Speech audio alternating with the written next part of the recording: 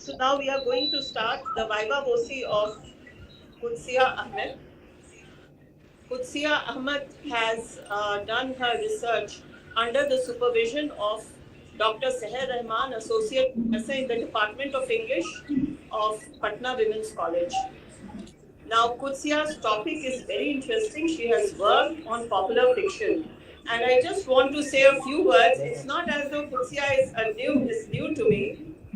When I was teaching in Women's College, she has actually worked on a research project in which there was a team of 3 students and they worked on Harry Potter. And it was a very good presentation that all 3 of them had made. And I think her research is more like, further work that she has done on that particular research project that she had worked when she was an undergraduate student. So now we will start the presentation, and Dr. Ravindra Pratap Singh, Professor of English from the Department of English and Modern European Languages, has joined us. He is also Director, International Cell and ISA. He is also the coordinator of Mukhyamantri Abhyuday Yojana of the University of Lucknow from Lucknow. A very Thank you. warm welcome to you again, sir. Thank you so much, ma'am. Thank you. So now we'll start the Viva, and I request Dr. Preeti Kishore to read the reports of the experts.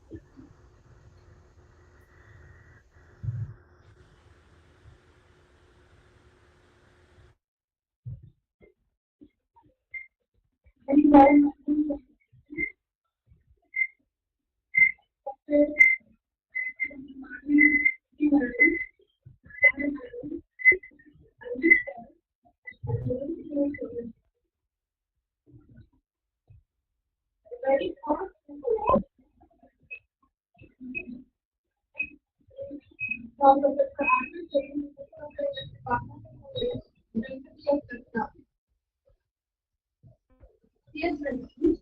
And there is no reading of the case cycle. Studying the possibility of self-interest, select content, take it on, definitely, and go committed by Qudsia Ahmad. Chapter 1 titled Introduction of the text, context, and conclusions. Chapter 2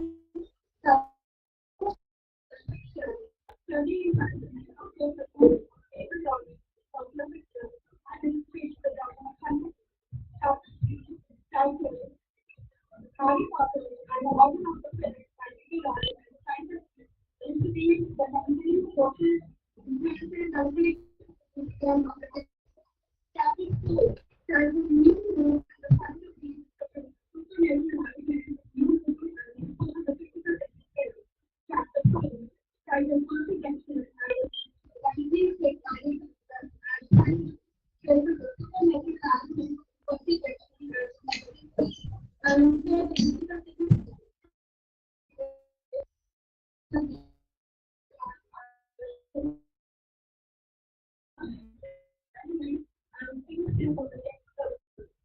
different countries that are finding that popular is not in the but has been developing it has been a victim of and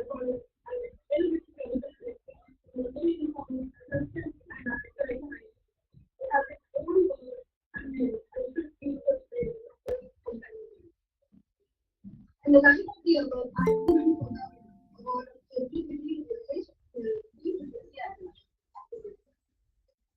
next report is from Dr. Jadid Anand, Principal of College. Chapter 1 is the topic explicitly features of alternative setup and lines like hospital subscription and historical meta. Itself was topic fiction as now and in legal as a material policy to attract and speak to write or chapter given people to almost the picture. Yes, that is a privacy and privacy knowledge to them.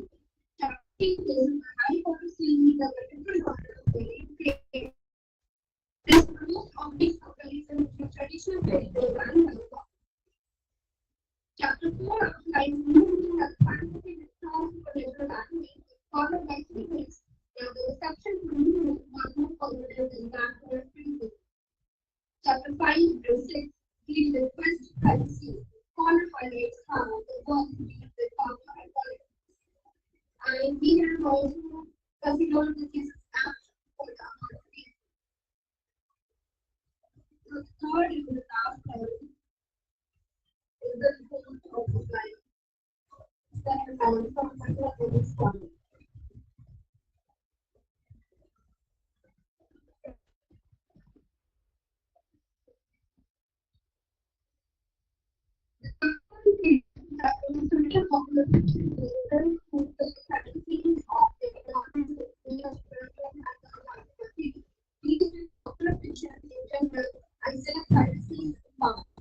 In an attempt to establish critical significance, the thesis has been neatly structured with 6 chapters on and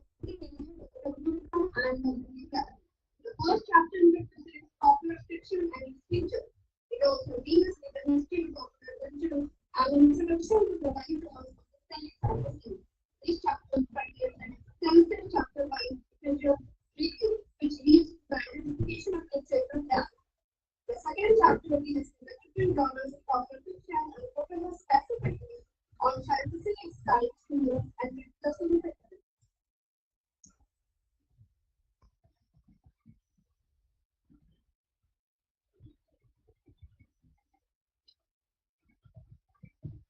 This overview of fantasy leads to a detailed study of the select fantasy.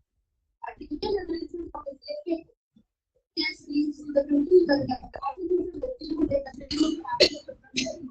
This significant step in clearly the right to think of popular fiction and literature. It also explains the researchers gain a further research in this field. She has also recommended for the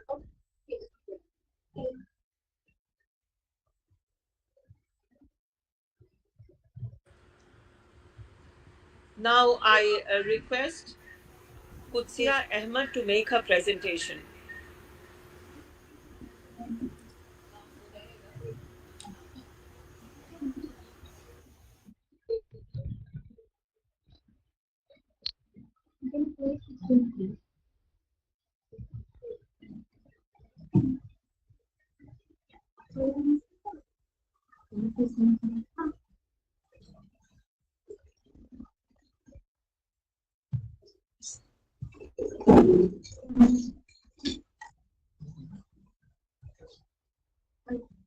Hello. Hello. Yes, please go ahead. You are audible. Please go ahead. Good afternoon, respected professors, my esteemed supervisor, fellow students, and research scholars. My name is Qudsia Ahmad, and the title of my thesis is a study of popular fiction with reference to select fantasies of J.K. Rowling, Stephanie Meyer, Rick Riordan, and George R.R. Martin. The texts selected for the research are Harry Potter and the Order of the Phoenix by J.K. Rowling, New Moon by Stephanie Meyer, Percy Jackson and the Lightning Thief by Rick Riordan, and Game of Thrones by George R.R. Martin. So, popular fiction, simply put, is the type of fiction which is read and enjoyed by a majority of people.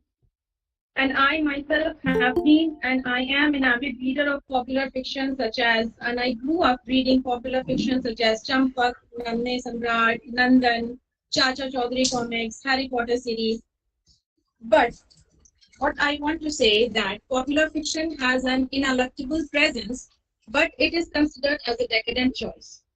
Popular writers are considered as amateurs, while the readers are labeled as passive and undiscriminated consumers. And these charges have been leveled because they are described by the wrong criteria, because they have been put and subjected to incongruous comparisons to the so-called canon, which is nothing but a cultural curriculum, a strategy whereby the ruling class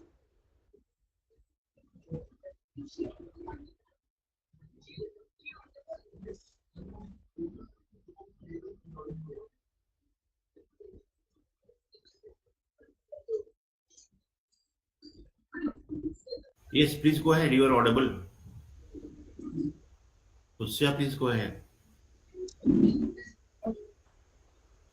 So popular fiction, but unfortunately, the charges which have been labeled against it are described by the wrong criteria, and they are subjected to incongruous comparisons to the so-called canon, which is nothing but a cultural curriculum, a strategy whereby the ruling class imposes its values and culture on the society.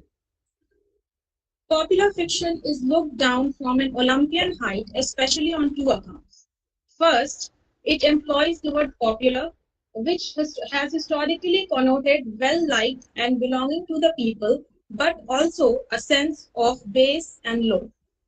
And the second part, which contributes to its low image in the society, is because it is considered as a part of not considered, it is actually a part of the broader spectrum popular culture, which itself is considered as a substandard leftover of the elite or high culture.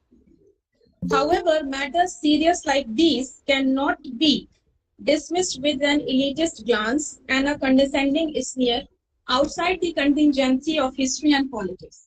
Therefore, the research aims at to examine popular fiction from a socio-cultural and historical perspectives, to provide a brief overview of the emerging trends and areas in the field of popular fiction. It provides a brief assessment of the popular genres with a special focus on the genre of fantasy. It studies the thematic, structural, and literary critical significance of the selected texts. And finally, it arrives at a conclusion by an in-depth exploration of the above-mentioned points. The hypotheses assumed at the beginning for this research are that social and cultural factors affect the way popular fiction is perceived. Popular fiction forms a part of popular culture. Popular fiction is known as genre fiction because it is chiefly recognized in terms of its genres, which is slightly different from the traditional definition of genre, which is basically the trifurcation of prose, poetry, and drama. In the terms of popular fiction, it is slightly different. And fantasy, under the garb of presenting an unreal world, is a narrative of unconscious drives, desires, cultural concepts, including politics and race. The thesis is divided into 7 chapters. Chapter 1 is the introduction. The chapter traces the historical and cultural background of popular fiction, from its beginning of broadside ballads, chapbooks, jest books, to the most emerging areas and recent, especially digital cultural cultures such as Wattpad and Radish, and the image of self-publishing. It also sheds light on the concept of bestsellers and some of the defining and distinctive features of popular fiction. Chapter 2 is an investigation into the 8 popular genres of popular fiction, that is adventure, crime, romance, fantasy, science fiction, chick lit, horror, and western. It further deals with the genre of fantasy, its origin, types, modes, and how the genre is often employed to deal with fraught cultural issues such as race and power relations. Chapter 3 deals with Harry Potter and the Order of the Phoenix by J.K. Rowling. It explores the sources and influences which range from Gothicism, Christianity, British boarding schools, and also the elements of supernatural such as elves and dementors, which have been incorporated chiefly from the European folklores, and its critical significance in terms of race and governance in the Wizarding world. Chapter 4 deals with The New Moon by the writer Stephanie Meyer. The novel is chiefly influenced by 3 factors. Number 1 is the writer's faith, Mormonism, Romeo and Juliet by William Shakespeare, and Victorian melodrama. Vampires, which were first created by Dr. John Polidori, the personal physician of the Romantic poet George Byron, happens to be the chief supernatural element, followed by the werewolf, both of which have undergone intense cultural mutations. The text has also served as a melting point of contradictory opinions and themes such as women's life and choices, morality, ambiguity between good and bad, and neo-colonization, which have been looked into by the researcher. Chapter 5 deals with Percy Jackson and the Lightning Thief by Rick Riordan. The text abounds in supernatural creatures from Greek mythology, and it is actually a kind of Americanized version of Greek mythology. And the novel takes up some pertinent social and environmental concerns through the light weight of modern day demigod Perseus Jackson in America. And it can also be considered as a classic Campbellian quest fantasy. Chapter 6 deals with Game of Thrones by George R.R. Martin, and inspired by medievalism and War of Roses. This epic and gritty fantasy features more of violence, brothels, incest, political manipulations, and an overwhelming lust for power in the kingdom of Westeros. And it features less of supernatural elements, with the exceptions of dragons and white walkers. But then it is one of the prominent features of gritty fantasy that they are high on, drama, the human drama, and fantasy elements. The novel comes really close to the categorization of fantasy. Fuzzy set, which means a clear center but nebulous boundaries. And the novel has been analyzed from Machiavellian politics, feminist, and power knowledge relationships.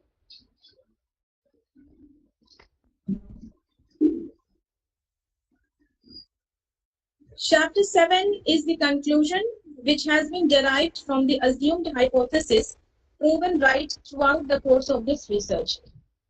The major findings of the research are: popular fiction is not inherently bad. The major findings of the research are: popular fiction is not inherently bad, rather it has been projected as bad and corrupt. It has been a victim of power politics at the hands of self-proclaimed protectors of culture and artifacts, such as Plato, Matthew Arnold, F.R. Lewis, and his wife Ph.D. Lewis. Popular fiction, in turn, has power and consequently can be and has been used to subvert the status quo. It might not always do in a straightforward manner, but instead approaches sensitive topics as stealthily and metaphorically. One of the reasons why popular fiction is vilified is chiefly because of its financial success. The writers of popular fiction gain global popularity along with financial benefits, which is reflected in the hue and cry made by the critics and skeptics of popular fiction. And lastly, the study of popular fiction is restricted to Western, especially American and British authors. However, popular fiction thrives and manifests itself in different forms in different countries, such as manga in Japan, Indian comics, and street literature from African American culture. Hence, there is a need for more nuanced representative consideration of issues pertaining to race, ethnicity, and nationality. Thank you.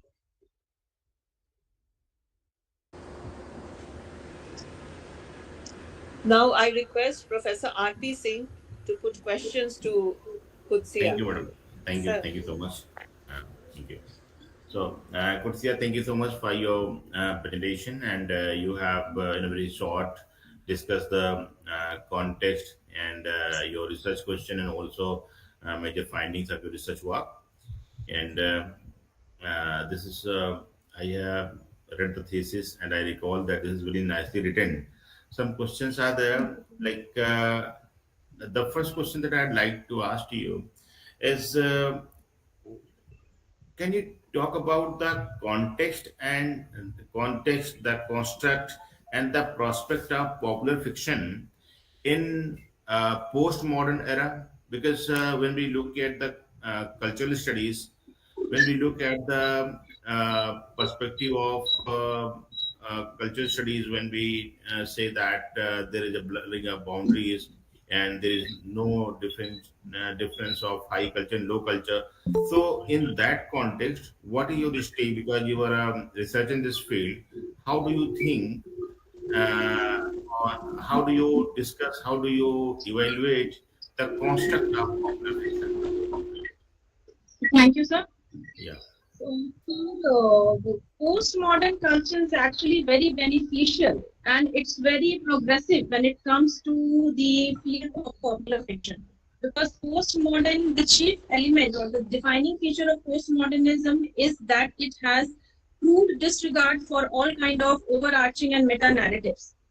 the distinction between high and low, because they celebrate fragmentation. They do not celebrate linear narratives. They are the postmodernism is all about celebrating as it is what it is. So, and the blurring of the distinction between the high and the low culture. Now, in fact, doing away with the distinction has paved great way for popular fiction, because in that way, the literary criticism which the Okay, okay. FREVs How do you judge the popular fiction? Because if we look at any popular fiction writer, so the person is just trying to negotiate different artistic, aesthetic, and literary arts on the one hand, and on the other hand, commercial success. So, keeping that in mind, what do you think? What can you please focus on the term "quote unquote" popular in this regard? How popular fiction writer is negotiating and making a balance with reference to the aesthetic, artistic, and literary arts on the one hand, and commercial success on the other hand. Thank you, sir. So, sir, one of the defining features of popular fiction is that it is chiefly known for its technological and commercial factors. Yes. And unlike the what we call the so-called high literature or the canonical literature, which focuses chiefly on aesthetics, which has set for itself, an arbitrary genealogy of aesthetics and basks in its glory even till date, which is no longer, I think, is required or has been done away with. So popular fiction in that regard is also, it is known as being driven by plot, and it is also known for, unfortunately, lacking aesthetic, but it's not the case. Because in the popular fiction, the audience Okay, makeup yes, is more important than it's clear. Your view clear. Now, I want to know your view on popular literature and social class. Do you find, have you thought, although this is a quite different question, but I want to seek your attention in this regard. How do you find popular question with reference to social class categorization? How do you find Popular literature with reference to social categorization. So, sir, the common perspective has always been historically that popular fiction, and in fact, Victor Newberg has commented that popular fiction is a window to what the lower classes of the society have been reading, what the illiterates of the society have been reading, and this has to do with the beginning of popular literature, which gained prominence in the 18th century with the spread of literacy in Britain. So the working class was the first bona fide reader of popular fiction, and so this has come to be associated, popular fiction has come to be associated with the majority of leadership being belonging to the lower classes. But that's not true. Okay, perfect, good. Okay. When you look at J.K. Rowling and George R. R. Martin, these two different writers, so how do you find the element of folk turning into popular? Before this, I would seek your explanation on the difference between popular literature and folk literature, popular culture and folk culture. First, your answer on this, and then I will repeat the second question. Thank you, sir. How do So, you sir, differentiate popular literature from the folk literature? yes, thank you, sir. So, sir, popular culture came into vogue with the arrival of two important events, urbanization and industrial revolution.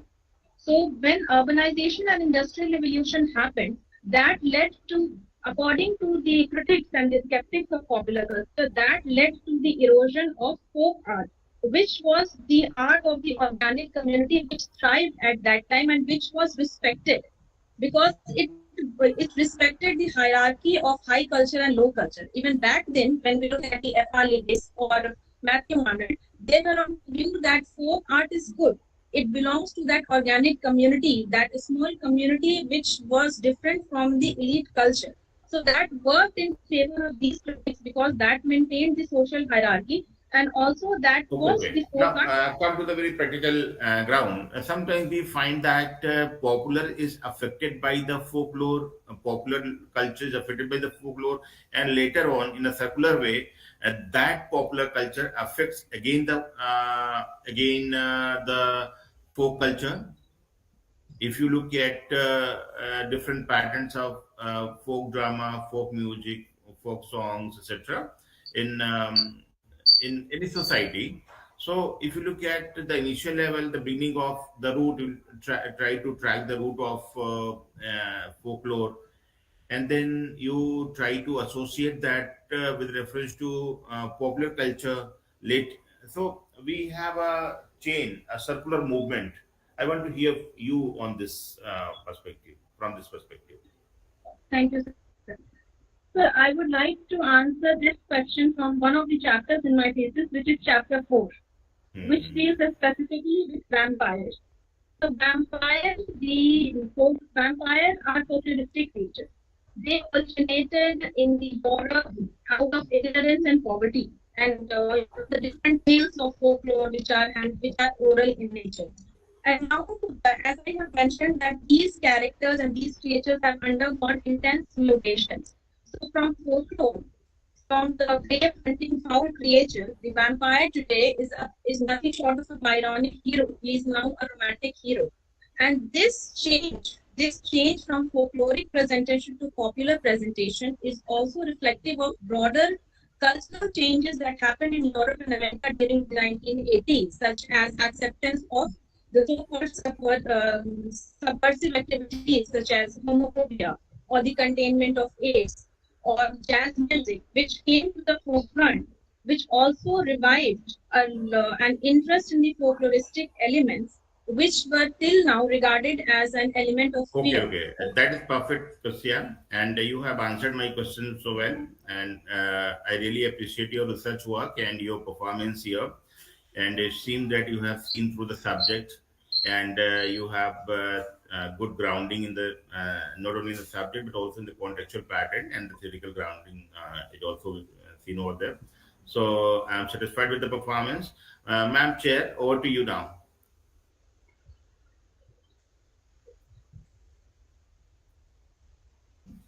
I will write my comments in the report, and it is really a significant work that Thank you you, have. sir. Okay, ma'am. Over to you, ma'am. Now I request the faculty members of the department to put questions. Professor Arjun Kumar, if you have questions, please ask Qudsia.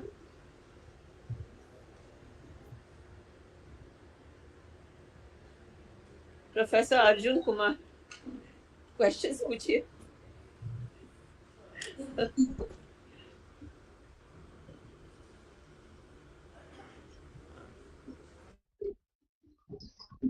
Oh, I fractured my metatarsal bone, sir. I fell off the stairs.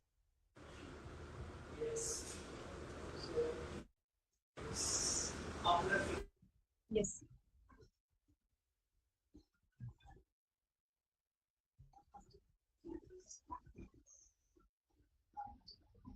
So the thesis, I mean, the thesis is not informed by one particular theory. It is as and when required. For example, chapter 4 has been analyzed from a feminism and post-feminist perspective. And then Harry Potter chapter 3 has been analyzed from the perspective of race theory. And Game of Thrones has been analyzed from the Machiavellian politics of governance. So it's like that. It is not informed by a single theory here.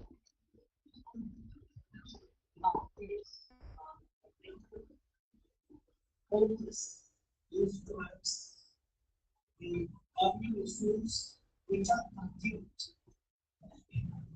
cultivated more especially with regard to cultivation, preparation, operation.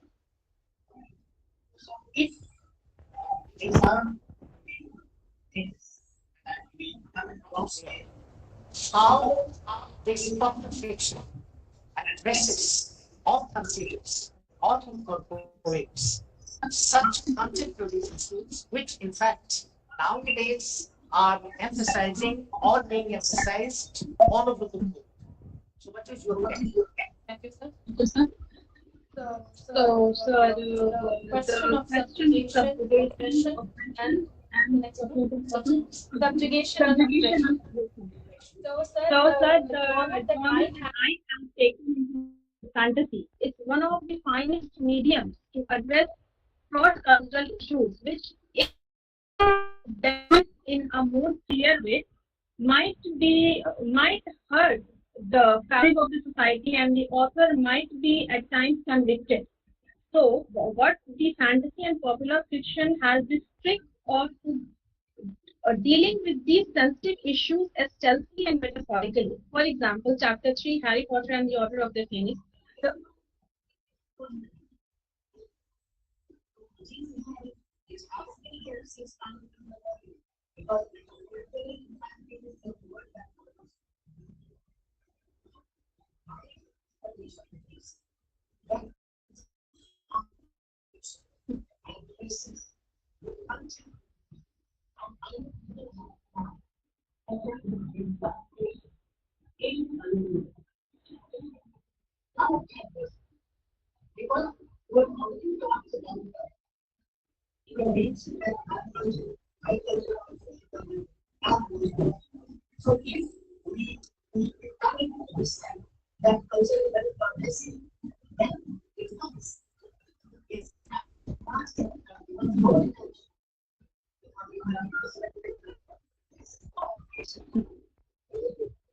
so,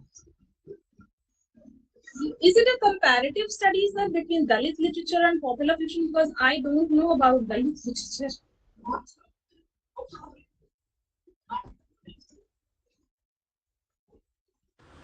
I request the supervisor to put questions. It's all right. Dr. Vibhash Ranjan.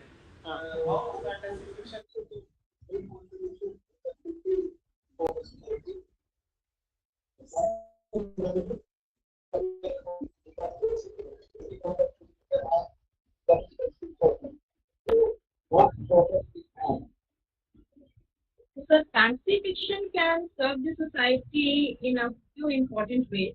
Number ways is that its inherently non-mimetic nature makes it a safe zone for, as I mentioned earlier, to discuss broad cultural issues. And the major cultural issues that have been taken up by the genre of fantasy are race. So we see throughout the world, read it in newspapers, how racial oppression and subjugation has become the order of the day. Genocide, bigotry, it is always, and it has propagated into society so deep that it seems almost impossible to come out of it. So fantasy through the presentation of fictional and even supernatural creatures can make us rethink our ways that how we treat people who are not in power, and how there's, for example, J.K. Rowling through her presentation of Visiting World has clearly given a message to end bigotry and to have a government which governance which is democratic in nature, because the authoritarian regime or totalitarian regime is not what it appears to be. In fact, it is bad for the society. So fantasy, to answer your question, fantasy makes us rethink about the world views that we assume it's okay, but it's not okay at all. So rethink us can make a contribution towards the society. Dr. Preeti Kishore, do you have any question? So you have taken GOT. Sorry. No, the first part.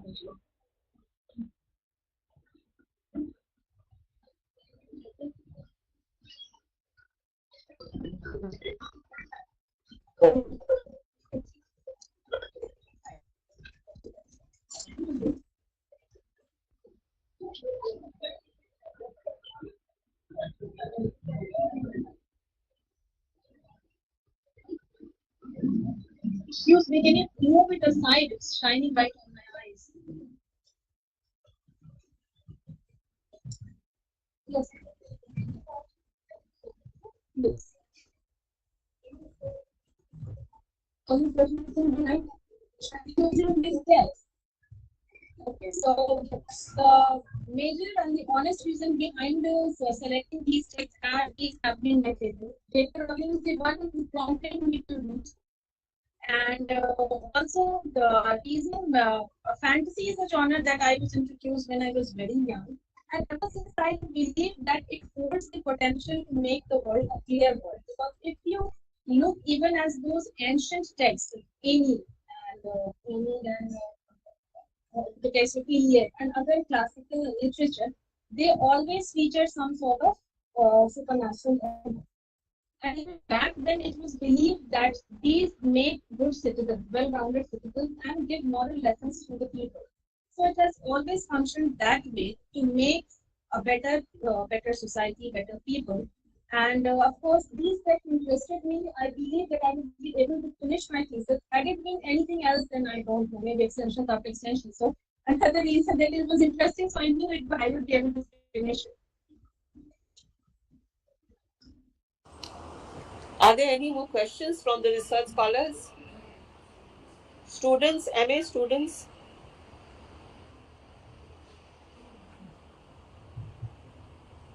The topic was given to you yesterday, and it is on popular fiction.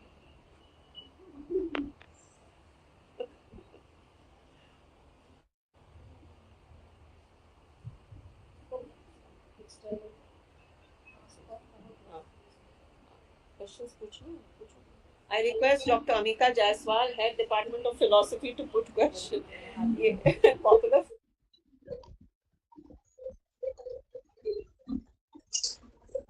What you have done in your work, but still, if possible, can you give me a gist or your conclusion? Sure. Not much in 2-3 lines. Not much, but only 2-3 lines. Okay. So, among my pieces on popular fiction, with a special reference to the genre of fantasy, and the texts that I've selected are Harry Potter and the Order of the Phoenix by J.K. Rowling, New Moon by Stephanie Meyer, Percy Jackson and the Lightning Thief by Rick Riordan, and Game of Thrones by George R.R. Martin. And in pieces, I have attempted to show how the genre of fantasy and these works of popular fiction, which are generally derided, which are generally looked down just for popular, just because they are read by majority of people, are not inherently bad and corrupt. They have been made to look so at the hands of the self-appointed critics of the popular culture. They should not be subjected to these obvious comparisons to the canonical literature. They have their own merit and worth, and they should not be treated uh, as a defund or a defection from the main set of literature, because doing so all the more legitimizes its what should I say, legitimizes its vulnerability. So it is an equally important area of study, and I hope my thesis would help in clearing all sorts of vices which hover over the field.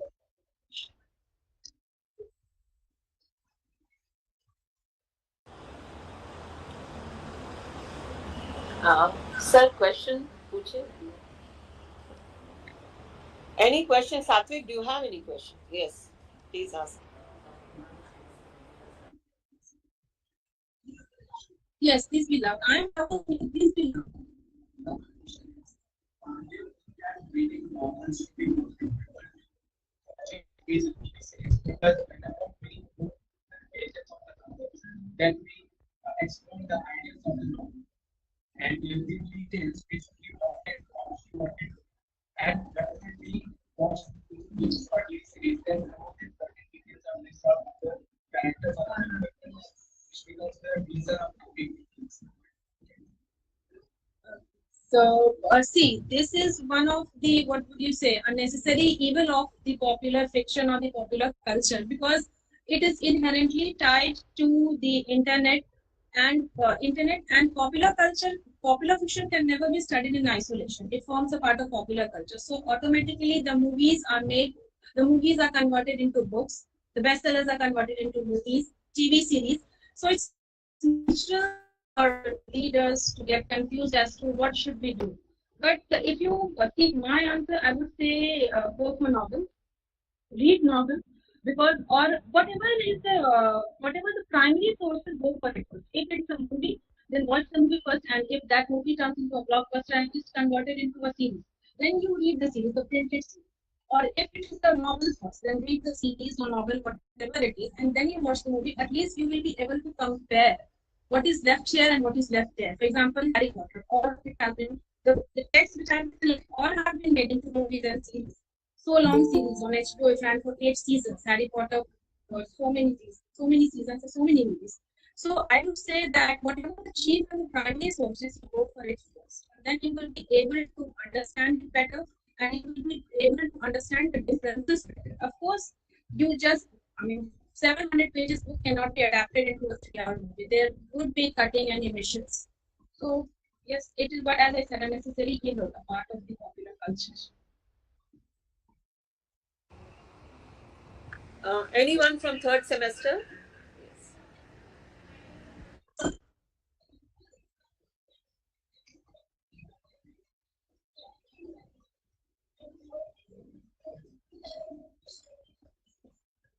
Can you repeat your second part of the question, please?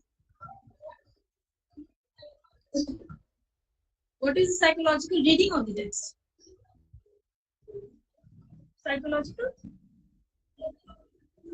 NIC needs. Okay, psychological needs of the readers. Okay. So fantasy fiction,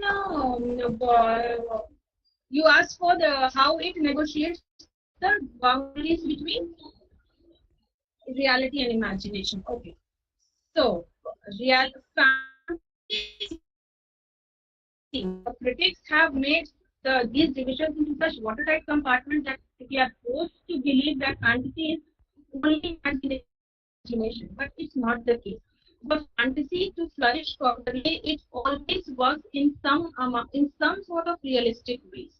Because if you deal with fantasy only with pure imagination, then there is a floating horse or running a scooter, then that doesn't make sense. For fantasy to flourish properly, it will only be situated in a realistic world. And then in that realistic world, we have a parallel world. And that's how the taste of the fantasy emerges.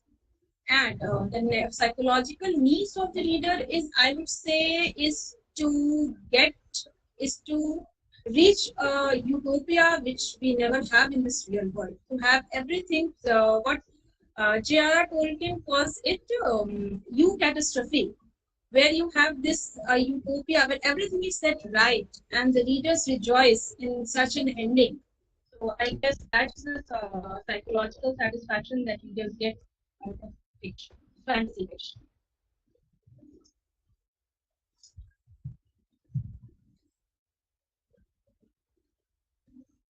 Yes, please.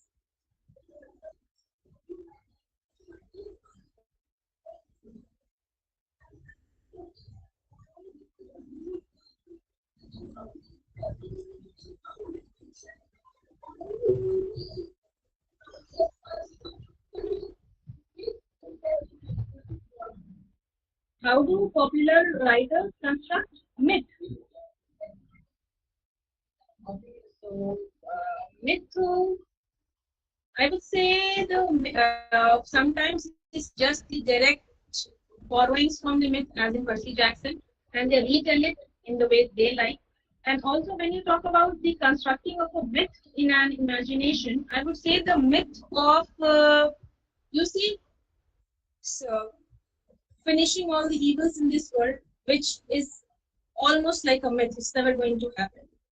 The myth of reaching a utopia, which is almost impossible to achieve. The myth of, to have that amount of satisfaction, or to have that level of maturity where you can deal with life as you should, but you don't. So these are some of the myths which I believe writers create in their imagination. Because imagination and myth are not really different. Myth, as the word suggests, myth is speech. The words or it's oral tradition, right? Myth, and myth itself is not something that we believe in, right? So I guess that's how it takes place. I know my answer is not that satisfactory, but for the time being, it's that. Anyone from first semester? Any question from first semester?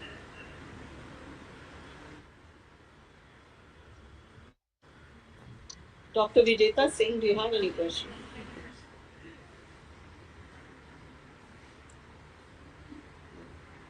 Okay, so we've come to the end of the Viva-Voce, and I request Dr. R.P. Singh to congratulate Qudsia Ahmad.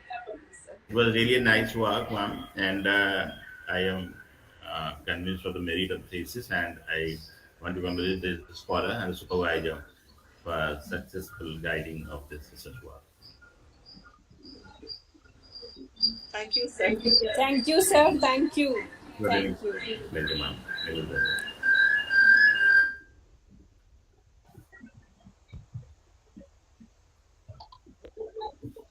Thank you, ma'am.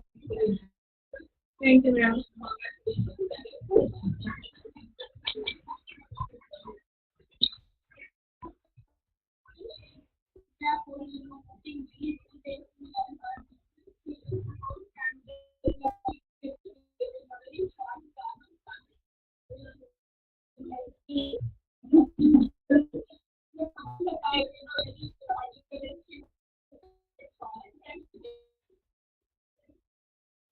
And it was one of your tips that helped me finish his plan.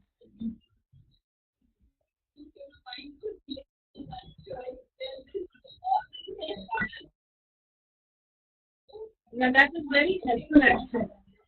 Write as you read. Write as you read. So that was very helpful.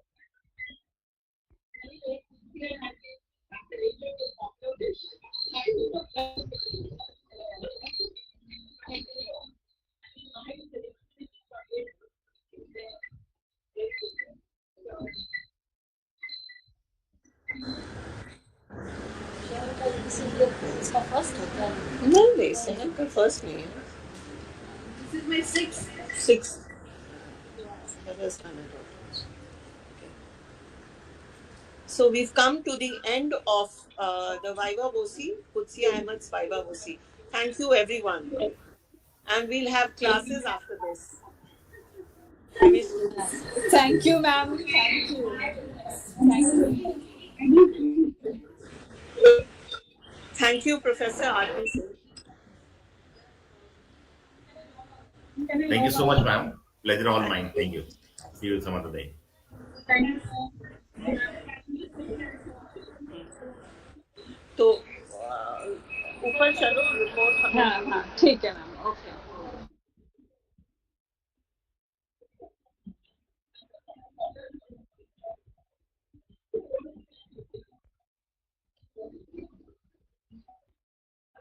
Yes, sir. Please help me. Ma'am, kindly wait for the newspaper.